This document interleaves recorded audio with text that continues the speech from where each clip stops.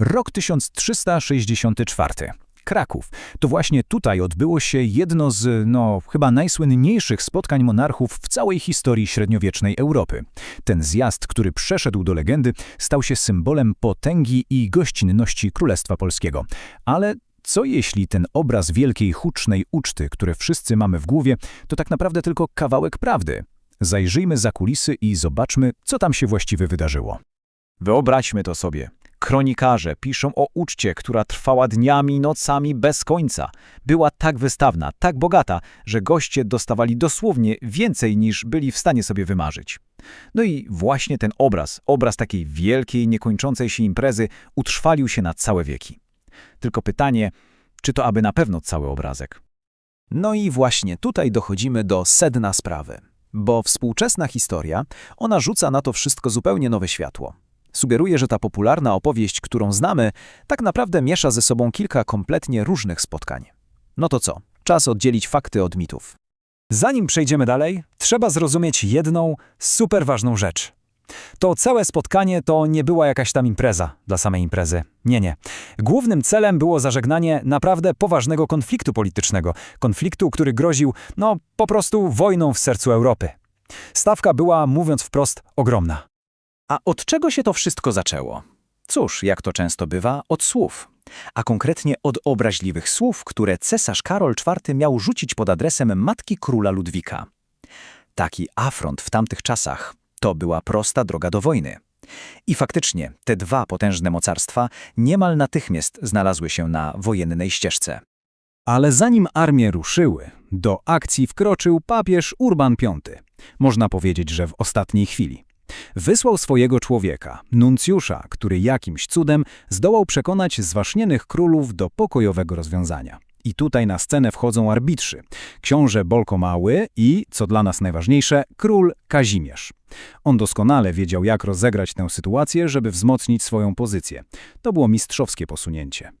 No dobrze, to wróćmy do tej naszej legendy.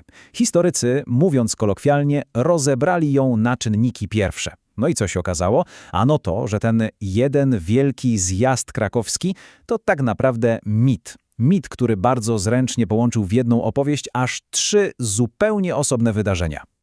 Świetnie to ujął profesor Stanisław Kutrzeba. Napisał, że krytyka historyczna, cytuję, prawie na szczątki rozbiła gmach sklejony sztucznie przez Długosza. A trzeba pamiętać, że Jan Długosz pisał swoją kronikę jakieś 100 lat po tych wydarzeniach. I to, co on przedstawił jako jedno wielkie spotkanie, w rzeczywistości działo się na przestrzeni prawie 2 lat. Więc jak to wyglądało naprawdę? Uporządkujmy fakty. Po pierwsze, maj 1363 rok. Mamy wtedy ślub cesarza Karola IV z wnuczką Kazimierza Wielkiego, Elżbietą Pomorską. Potem, po drugie, grudzień tego samego roku. Wtedy w Krakowie odbywa się sąd arbitrażowy, który ma rozwiązać spór. I wreszcie po trzecie, wrzesień 1364 rok. Dopiero wtedy ma miejsce ten właściwy szczyt polityczny. Ten, który my dziś nazywamy zjazdem krakowskim. 3 wydarzenia, każde z innym celem i, co jest kluczowe, z inną listą gości. Okej, w takim razie skupmy się na tym głównym wydarzeniu, na tym szczycie z września 1364 roku. Kto tak naprawdę wtedy przyjechał do Krakowa i po co? Lista gości i tak robiła ogromne wrażenie. Mamy oczywiście gospodarza, króla Kazimierza, a obok niego cesarz Karol IV, król Ludwik Węgierski, do tego cała plejada ważnych książąt. Zobaczyć w jednym miejscu tylu najpotężniejszych władców regionu to była prawdziwa manifestacja siły i prestiżu. Ale był tam też ktoś absolutnie niespodziewany. Gość z naprawdę daleka. Król Cypru, Piotr I. On wtedy był w trakcie takiego, można powiedzieć, wielkiego tournée po Europie. Próbował zebrać sojuszników, pieniądze, generalnie zjednoczyć chrześcijańskich władców do walki z sułtanatem Mameluków. Jego obecność w Krakowie nadała temu spotkaniu zupełnie nowego, międzynarodowego wymiaru. I tu dochodzimy do jednego z najczęściej powtarzanych mitów, który trzeba raz na zawsze sprostować. Wbrew temu, co pisał Długosz i co potem powtarzano przez wieki, na tym głównym szczycie we wrześniu 1364 roku nie było króla Danii Waldemara IV. To bardzo ważne.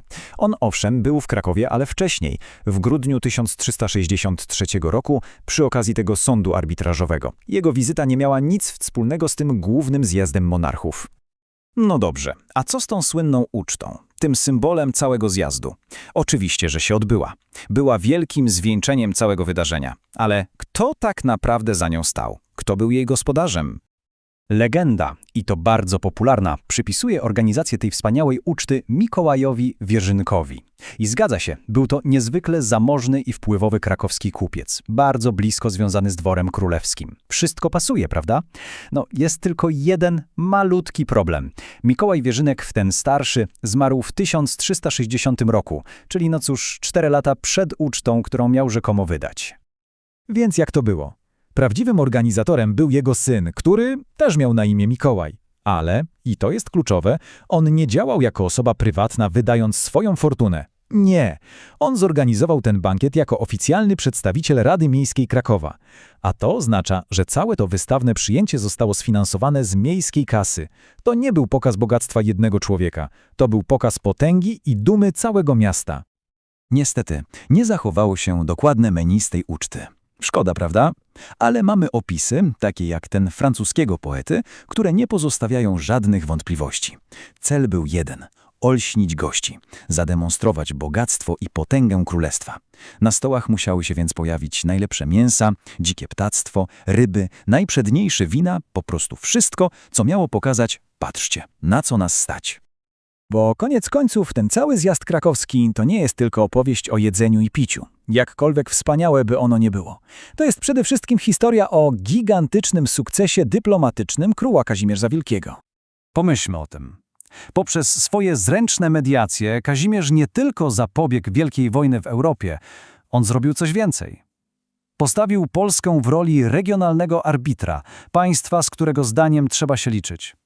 To wydarzenie dosłownie ugruntowało jego reputację jako jednego z najwybitniejszych mężów stanu tamtej epoki.